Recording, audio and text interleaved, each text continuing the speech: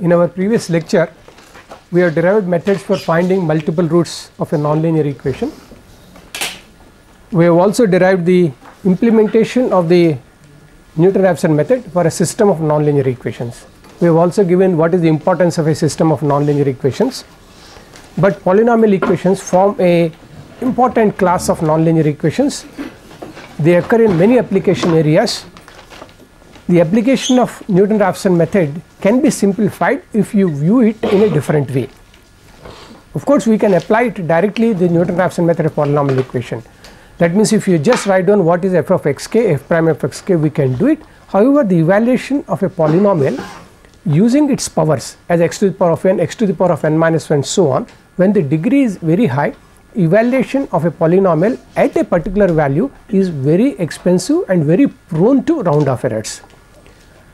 However, if we do it in the evaluation in nested loop, the evaluation of a polynomial in nested loop, that is Horner's method, then it is going to be less prone for round off errors. Based on similar ideas, we have the methods for polynomial equations separately. Besides, the one more reason why we need methods separately is that we may need all the roots of a polynomial equation. That means if you have a polynomial of degree 20, we may need all the 20 roots of the equation, and if you try to find out by Newton-Raphson each method, each root of this equation, it may be time consuming, and therefore we shall discuss methods specifically for polynomial equations.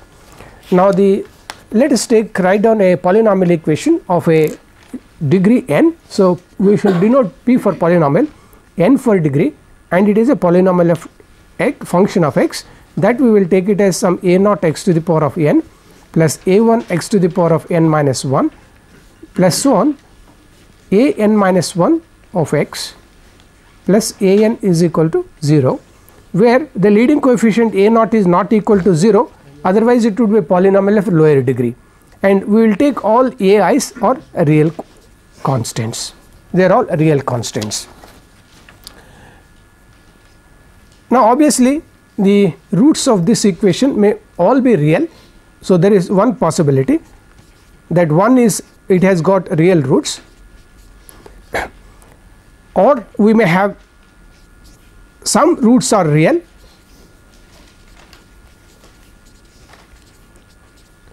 and the remaining complex.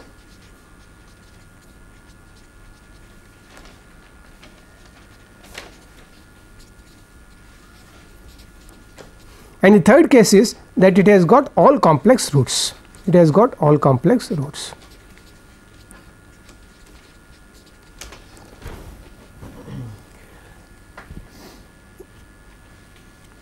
For example, if we are finding the roots of x square plus 1, we know both the roots are complex. So it is a case arise when the roots are all complex.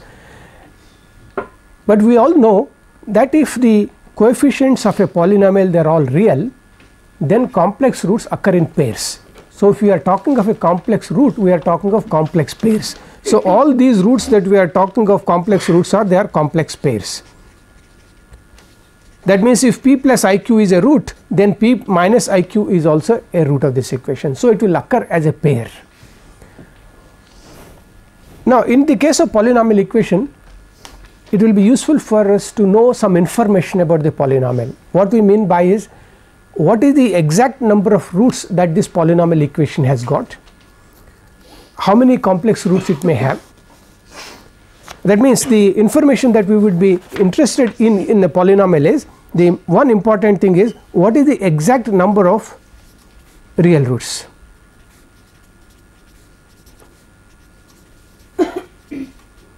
How many of them are there, and along with their multiplicity. So we would also like to know what is the multiplicity of their roots.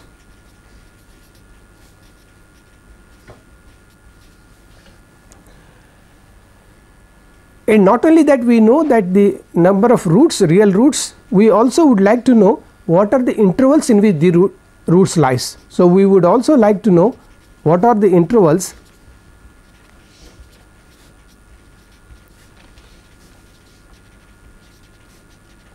in which the real roots lie.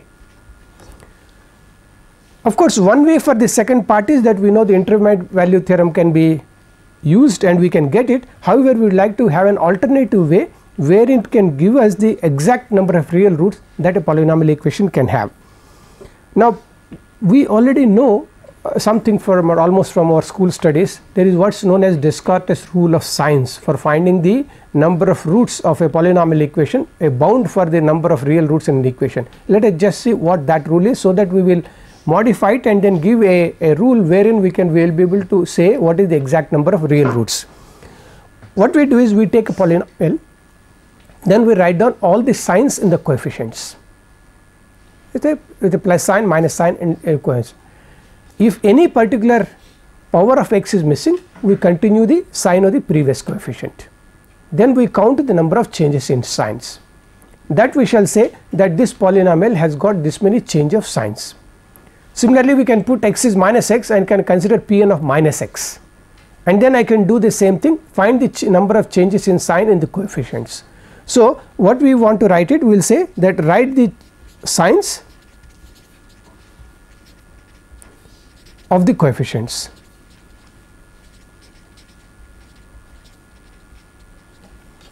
Now, count the number of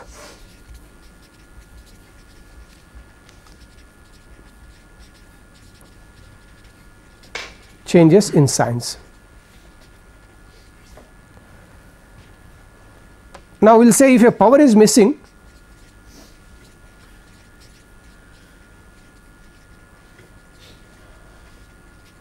then continue the sign of the previous coefficient.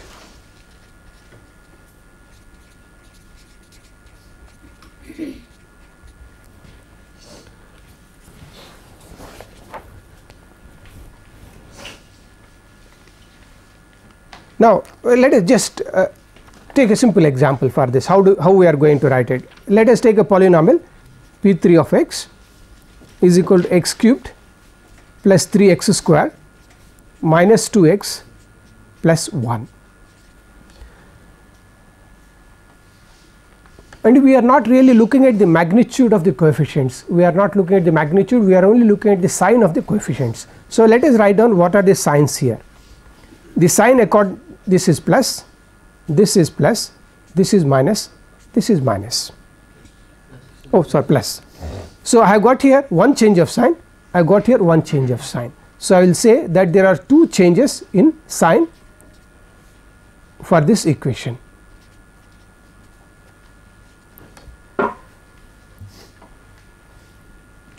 Now, let us take a different type of example. Again, I will take a cubic polynomial x cubed minus 3x minus 1 is equal to 0. Now, let us again write the signs in this. So, I have a plus sign here, but x square is missing. So, I can put a 0 here and I can put a plus sign, so that the sign of the previous coefficient shall continue for counting. The next coefficient is negative, next coefficient is negative. Therefore, I have here one change from here to here, or you can look at from here to here, that there is one change in sign.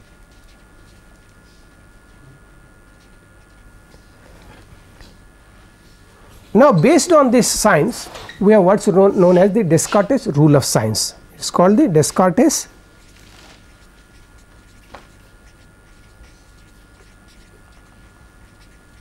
rule of signs. What it states is the number of positive real roots of a polynomial equation cannot exceed the number of changes in sign, right. That means, I will explain it again, let us write it. It is the number of positive real roots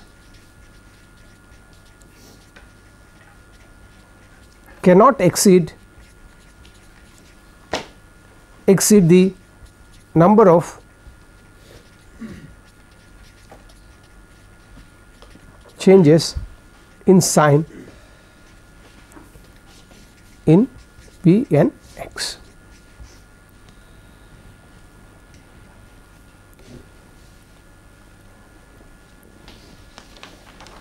Now I can do the same thing with Pn of minus x. Then I will have the conclusion that the number of negative real roots cannot exceed the number of changes in sign in Pn of minus x. So I can go for the negative roots. So the number of negative real roots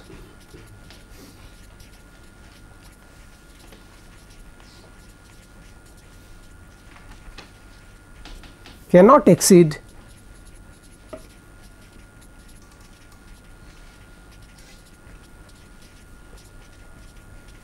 number of changes in sign in Pn of minus x.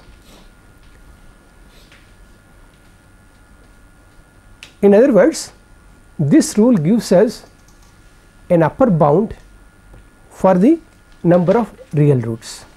For example, if a polynomial have got 5 changes in sign, it will say in Pnx, then it will say it may have 5 real roots. It will say it may have 5 real roots. Since the complex roots can occur in pair, we can say that all the 5 are real, or 1 real, 4 complex, that is 2 complex pairs, or 3 real, 1 complex pair. That is because complex has to come as pair. So you will have to reduce by 2.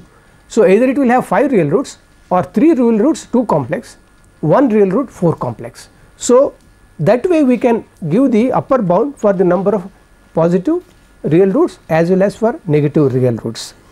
Now if you I will just repeat this example. Let us have a look at this same example again. So let me just write that example again. Let me take this P3 of x. This is your x cubed plus 3x squared minus 2x plus 1 is equal to 0.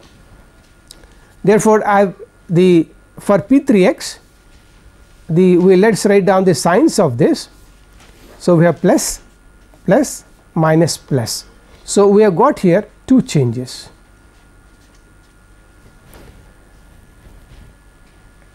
Now let us also write down what you have P3 of minus x.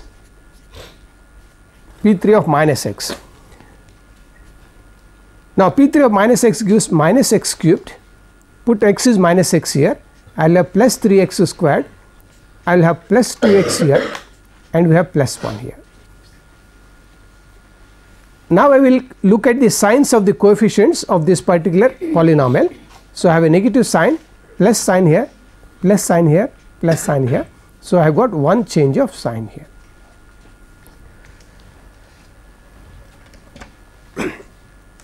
Therefore we conclude that this polynomial has got 2 positive real roots or 0 real roots, real positive roots, and 1 complex pair, and definitely 1 negative root. Because if you have a odd degree polynomial, an odd degree polynomial will always have a real root, because the complex roots have to come as pairs. Therefore if there is 1 change of sign, there cannot be a complex root, because a pair has to come. Therefore 1 change is there, means surely that this equation has got 1 negative, we are guaranteed of 1 negative real root. Whereas in this case we have 2 changes of sign, therefore it could be 2 positive real roots or 2 minus 2, that is 0 real roots and a complex pair. Therefore we conclude for this particular polynomial, it has got 2 real roots, it has got 2 real roots, 2 real roots, and 2 real roots, we will also say positive, and 1 negative real root. That is one conclusion. Alternatively, it has got no positive real root, 1 negative real root, and a complex pair.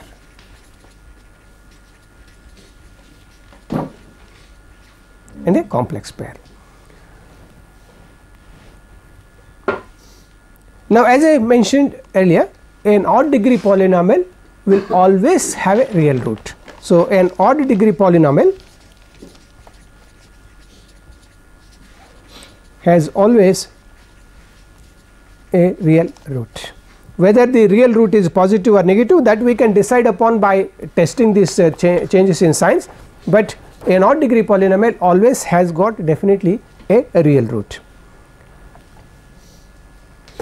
Now to understand it better, let us repeat the second example also, which we have discussed earlier. So let us write that example. So that odd degree polynomial has real coefficients. Yes, already we are talking of only real coefficient problem. When once the coefficients becomes complex, then complex pairs need not occur. When once the coefficients are complex, then the complex roots need not be pairs, so it can become alone. So therefore the discussion that we are making, that the number of real roots will reduce by factor of 2, it will not come into picture this one. So we will be only considering the real coefficients. So let us take the second equation, p cubed p3x is x cubed minus 3x minus 1 is 0. So again let us take the signs in this particular one, which we have done earlier. This is a plus sign, a 0, so it which continues a plus sign here. I have a negative sign, a negative sign, therefore I have got one change in sign in this. I have got one change in sign, therefore we are sure that this equation has got one positive real root, therefore it has one positive real root.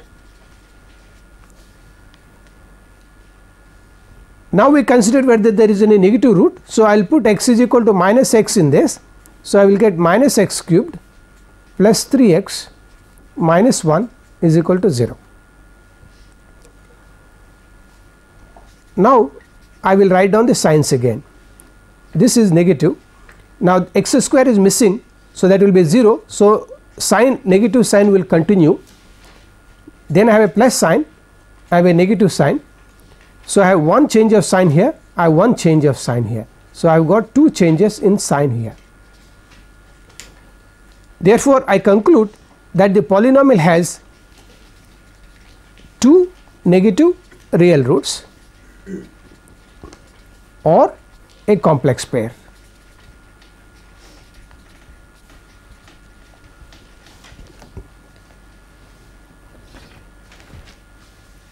Now in totality, therefore we would be able to say that this polynomial has got one positive real root and two negative real roots, or one positive real root and a complex pair.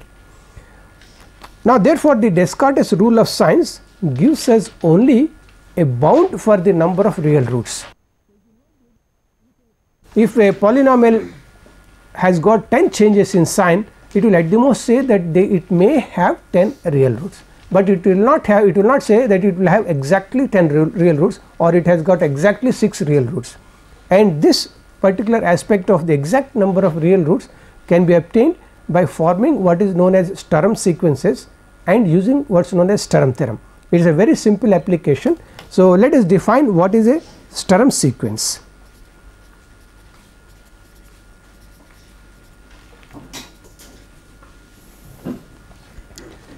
Now we start with a given polynomial. So f(x) is a given polynomial.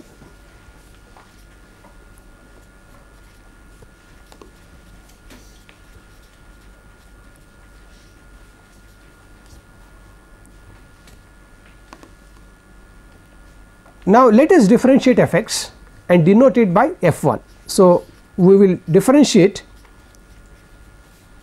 f(x) and write it as f1x is equal to f prime of x.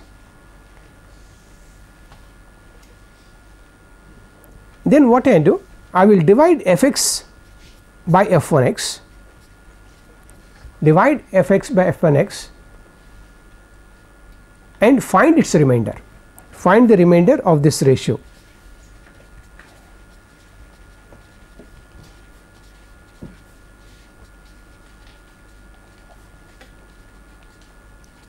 Find the remainder of this particular ratio. Put an opposite sign to this remainder and call it as f2x. So let us call this remainder as r, let us say. Then I will define f2x as minus this particular remainder. I will take this as minus remainder.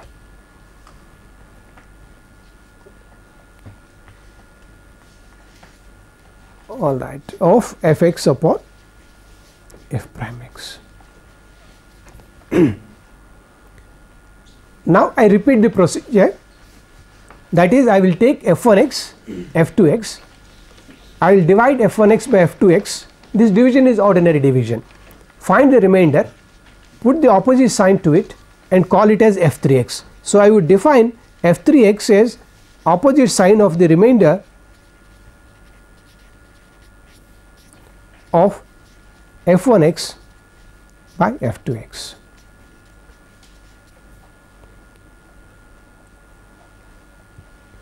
Therefore, I will continue on until when once you can see that f(x) is a polynomial of degree n, f1x is f prime, therefore is a polynomial of degree n minus 1, divided it out, remainder we have got. Each time I am dividing by polynomial of 1 degree lower. Therefore, after some stage, after n stage, I am going to get a constant. So we will repeat until a constant is obtained. So repeat until a constant is obtained.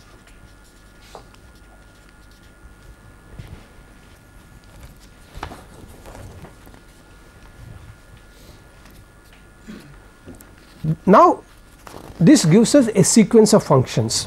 So let us write down the sequence of functions f(x), f1x, f2x, so on f1x. This sequence is called a Sturm sequence. We call this as the Sturm sequence.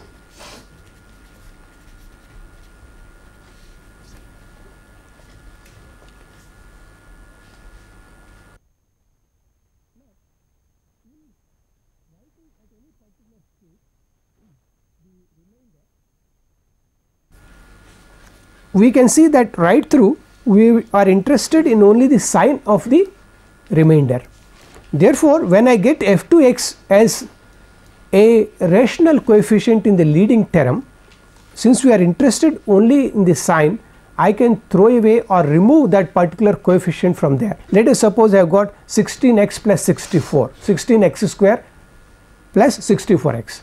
I can take common factor 16 and write this as x square plus 4x, and in the next step I can throw away the 16 because I do not need to use it, because I need only signs. Therefore, any particular factor that is there to me can be dropped in the next computation, so that the computation will become easier for hand purposes also, where if you want to do it by hand, we will be able to do by hand also. So at any particular stage we can say we can multiply or divide by a positive constant, so that the rational coefficients can be removed. That for example you have got it, the leading coefficient as 2 by 3. So to do the computation next step it will be difficult, so we can throw away by 1 by 3. So if I remove through 1 by 3, I am multiplying by 3 throughout, that means I will take it as 2x square plus 3x. So it is easier for me for the dividing in the next stage. Therefore we can multiply or divide by any positive real constant to remove some of these the rational coefficients. So we can, let us say we can multiply or divide the elements of the sequence by any non-zero positive constant to avoid some rational coefficients.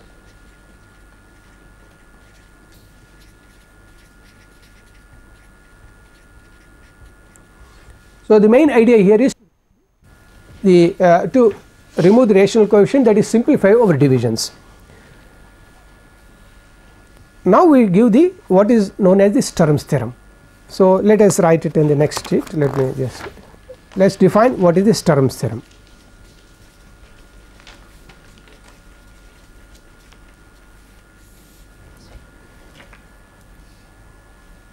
Now let me just give the result. The result is so simple. We start with your polynomial fx, we construct the Sturm sequence. I take any value x is equal to a, any number x is equal to a, substitute x is equal to a in all these functions. Then I study the number of changes of sign in this Sturm sequence. Let us call this number of changes as some v of a. If of course f of a is 0, then it is a root. We are assuming f of a is not 0. I take another value x is equal to b, substitute, and then again study changes in sign. The difference in these two numbers, that is v of a minus v of b in magnitude, will give me the exact number of real roots in the interval ab. This will give you the exact number of real roots. If the number of changes of sign at x is equal to a is 5, if the number of changes of sign in x is equal to b is 3, then the number of real roots between this is 5 minus 3, that is 2 exact real roots are there. Now I can further subdivide this and then find the exact number of real roots in that particular thing. So I can go on subdivision and then find the number of real roots until I get a required small interval. So this will give the way of finding the exact number of real roots. So for this we first of all form this Sturm sequence.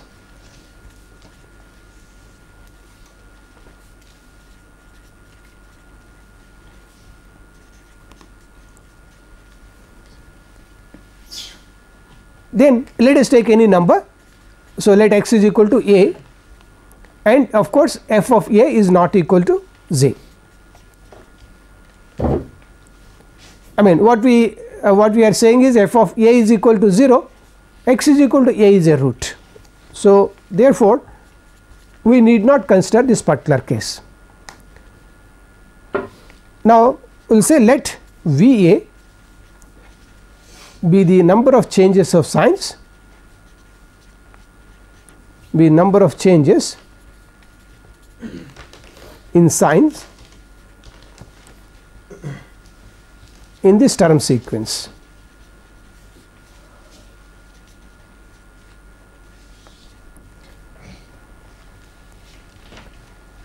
Similarly,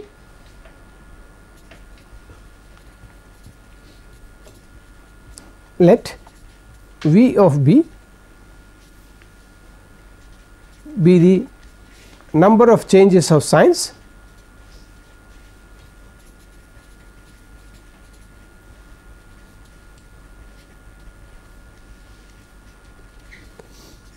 in the Sturm sequence for x is equal to b.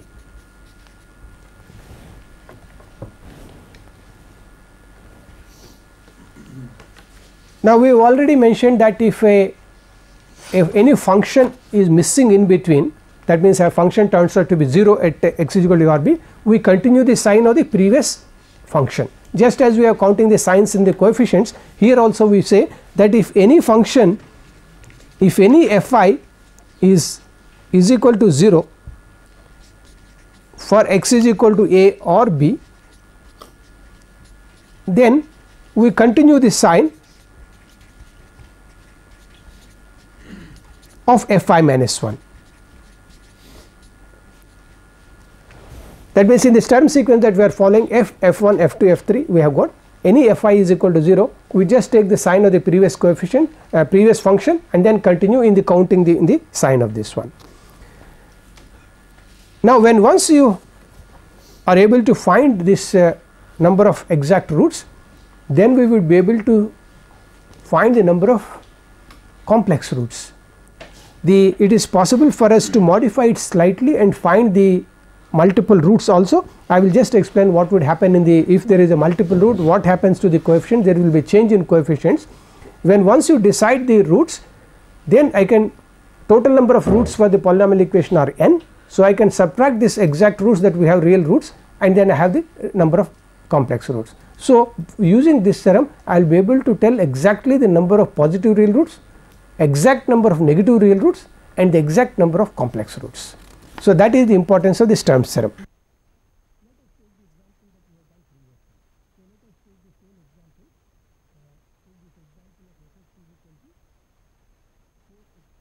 Let me take this example: 4x4 2x squared minus 1 is equal to 0. So, I want to state the number of roots for this particular equation. 4x4 plus 2x squared minus 1 is equal to 0. So, I just have the first function f(x) is equal to 4x4 plus 2x squared minus 1.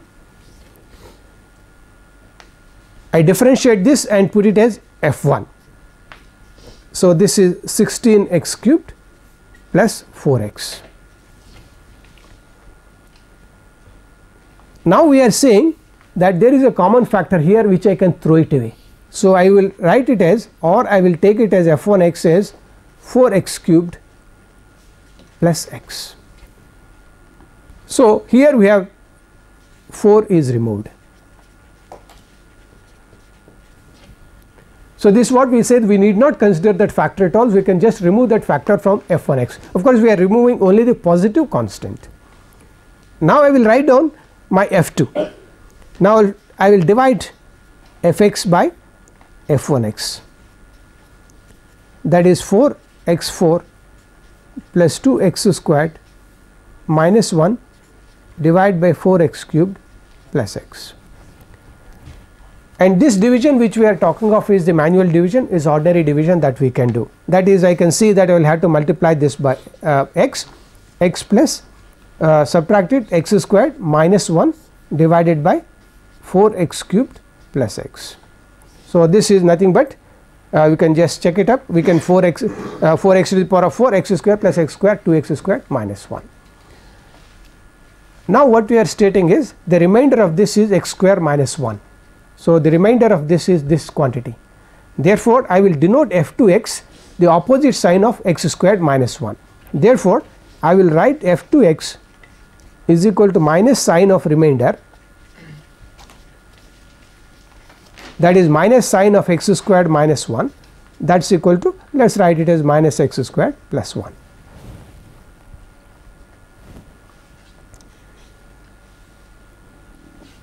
Now, I have determined f2, now I will determine my f3. Now, I will write down f1x divided by f2x. So, I have to divide f1x by f2x. Now, f1x is, we have here 4x cubed plus x, f2x is minus x squared plus 1.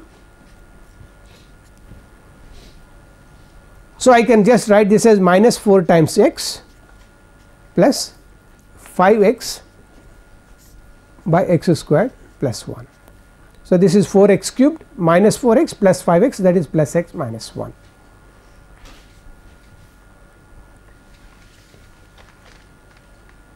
Therefore, the remainder for this would be the remainder is this quantity, that is your 5x.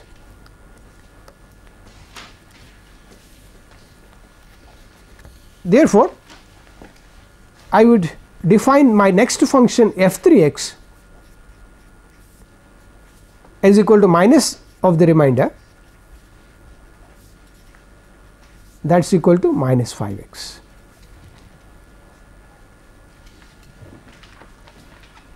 I can again drop 5, I can throw away the constant 5. So, I can take this as or f3x is equal to simply minus x. I can remove the positive constant 5 from here. Then I divide f2x by f3x. f2x is minus x squared plus 1 divided by minus x. This I can write it as x plus 1 upon minus x. Remember, I would like to retain this f3x as minus x in the denominator. I will not bring minus sign here, because the denominator should be our that function that we are tackling, that is your f1, f2 or f3, whatever the function. So, the denominator I will keep them as minus x itself and consider the remainder as the numerator of this part. Therefore, f4x is equal to minus the remainder of this is equal to minus 1. in general we will reach f1x when we produce a constant. We started with the polynomial degree 4, so therefore we continue up to f4 to produce a constant over here. Therefore we now have got the Sturm sequence. Let us now write down the Sturm sequence here.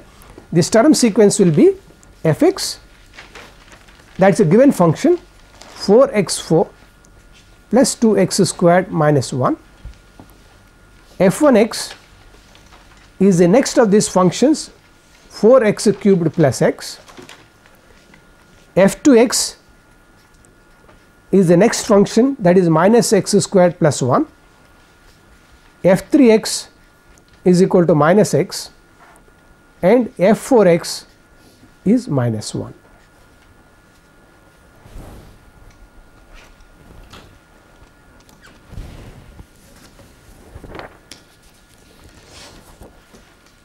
Now what I need to do here is I need to study the changes of sign in this one and then locate the roots. So let us look at the, let us form a table. So let us find out what are the sign changes in this sequence, sign changes in the sequence.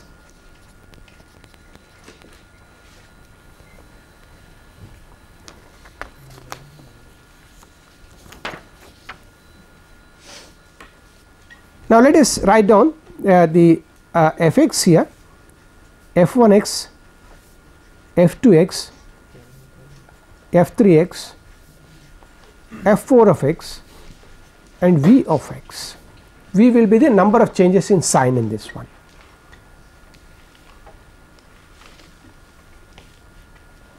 Now let us start with the number, let us put x also here. Let us start with minus infinity. When I put minus infinity in fx, this is minus infinity to the power of 4. So this will have the positive sign. So I will have a positive sign in fx. When x is minus infinity in f1, it is all negative. So it is going to be a negative sign. This is minus x square, therefore it is always going to be minus infinity. This is minus x, therefore this will be plus infinity. So they will have a plus sign. f4x is negative constant, therefore I have one change of sign here, I have another change of sign here, I have one more change of sign over here. Therefore number of changes of sign with at in minus infinity is 3. Now we can study, I will reduce the amount of work, we can have a look at this closely. For mod x greater than 1, this is always going to be negative. When x is negative, this is always going to be negative, and when x is negative, this is always going to be positive, and this is always negative. So when mod x is greater than 1, the signs of all these have been fixed, and in fact for this also it is fixed because this is 4 times x4. So this is always going to be positive. Therefore when mod x greater than 1, these signs are always almost fixed. So we do not have to see what happens at minus 10, minus 5, minus 3 and so on. We just pick up a number greater than magnitude of greater than magnitude of 1 in on the negative side and then study what happens. Like for example, I can take minus 2. This we have already discussed. So if you put minus 2, I will have a plus sign here, minus 2 I will have a minus sign here, and if I put minus 2 in this, this will be again minus sign, this will be a plus sign, and this is a minus sign. So I have chosen a number which is in magnitude greater than 1, and therefore the number of changes of sign in this is again 3, which shows that there is no negative real root beyond minus 2. Let us take minus 1. If I take minus 1, fx is still positive, fx is still positive, and this is negative, and this is a 0, x is minus 1, this is a 0. So I would continue the sign of the previous coefficient. f3 is positive, f4 is negative. Therefore it still has one negative sign here, and one change of sign, one change of sign, one change of sign. There are 3 this. Therefore still there is no negative root between minus 1 and minus 2 also. So let us take 0. At 0, f4 is negative, f1 is 0, So, I will continue the negative sign of the previous coefficient. At 0 this is positive, at 0 this is 0, therefore, I continue the previous sign. F4 is negative. Now, I have a change in sign minus to plus, I have a change in sign from plus to minus here. I have got two changes in sign. Therefore, I now have got V of minus 1 minus V0 in magnitude is 1. Therefore, this is one change in sign over here. Therefore, we will conclude a little later. Therefore, there is a negative root between 0 and minus 1. Then let us take 1. If I take 1, this is positive, this is positive, F1 is positive, F1 is positive. Then if I take F2, this is 0. So, I continue the plus sign, I continue the plus sign. When 1, this is negative and this is also negative. Therefore, I have one change in sign here. Again, there is a change in the value of V of x. Therefore, there is a root between 0 and 1. Again, when mod we already checked that mod x greater than 1, these are not changing the signs. Therefore, I can immediately go ahead and have the same result that we have over here.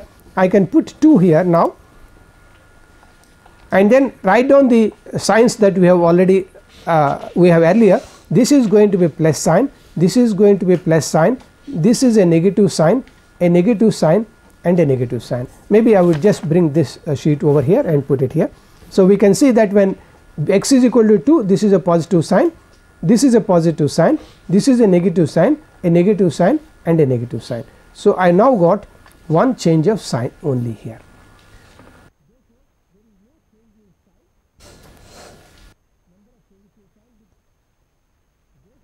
We can conclude positively from this result that there is one negative real root between minus 1 and 0, one positive real root from 0 to 1, the other two must be a complex pair. Therefore, we have got here positive real root, there is 1 in 0 1, there is negative real root, there is 1 in minus 1 0 and a complex pair.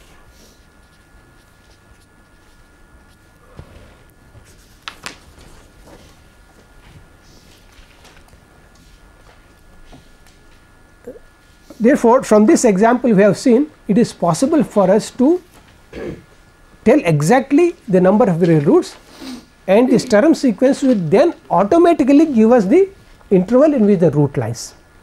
Now, in a general problem maybe you may not take that closely, you may take a larger interval say between 0 and 10 depending on this, or 0 and 5, and you will find that between 0 and 5 there are 3 real roots. Now, if there are 3 real roots, then we can reduce the interval further and to locate the interval in a particular required interval, but it will give us the exact number of real roots.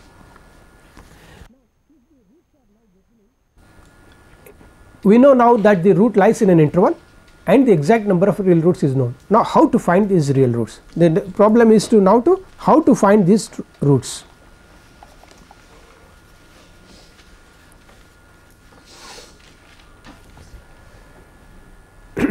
Now, I would explain the philosophy that is used in deriving some of these methods. Now, if let us assume that the exact roots are say xi1, xi2, xin.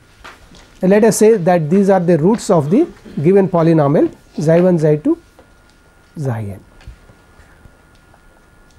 If these are the exact roots, then the polynomial can be written as x minus xi1, x minus xi2, x minus xin. So, polynomial can be factorized because these are n real roots, and let us take these let us take them xi1, xi2, xin. We have taken this as a real and distinct. When once I take the roots as real and distinct, then I can always factorize them and write it as x minus xi 1, x minus xi 2, x minus xi n. If they are real and have multiplicity, I can also write even then. Let us suppose that xi 1 is multiple root of multiplicity, let us say v 1, and let us also take xi 2 as a multiple root of multiplicity v 2, and let us take all of them are multiple roots. Let us take that it is a multiple root this. Of course, the sum of this has to be n, because the total number of roots are n. So, we must have the condition that the sum of all this is equal to n, the total number of roots are n. That means I can write down my polynomial as equal to x minus xi 1 to the power of v 1, x minus xi 2 to the power of v 2, and so on, x minus xi r to the power of v r.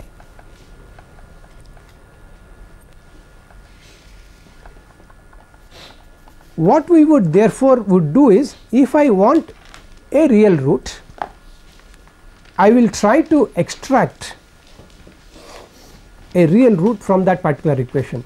Now, I am using the word extract in a slightly different sense from what we are using Newton-Raphson method. In Newton-Raphson method, we are saying find the real roots of this particular thing, but what we want to talk here is we want to extract a real root from the polynomial equation and then produce also automatically what will be the polynomial or that will be obtained by removing that root. That means the deflated polynomial. Now, suppose a polynomial of degree 10 we have, if I extract a factor from there, one factor from there, linear factor, what is left out is polynomial of degree 9. So, therefore, we shall say extraction of a root would imply automatically we are talking of the deflated polynomial also that will come out of this particular method that we are constructing it. Therefore, it is possible for us to extract one root or a root which is of multiplicity v 1 starting with any particular procedure, and the method would automatically take care of giving us the deflated polynomial, so that we should work on the deflated polynomial, because if we may just close down in a minute. If we have a polynomial of degree 50, if I want all the roots of this polynomial, even though I know the location of the 50 roots, I would not attempt to use the method on the polynomial of degree 50 times. I would extract a root, deflate it, get a polynomial degree 49, get to the next root, deflate it, get a polynomial of degree 48. So, each time deflation will reduce the degree of the polynomial. It will also of course reduce the amount of computation that we are performing, and another very important thing that it does is that it will not allow the root to go again to the back to that original root. Suppose x is equal to say 0.5 was a root, I have extracted the root. If I had repeated the method on the original polynomial, it may be possible that you are again going to the same root 0.5, but not to the next root. But here we are, when once you deflate it, you remove that particular root from the p and x, we have got the next degree polynomial, we are definitely going to approach the another root for which we are taking a starting value from a given point.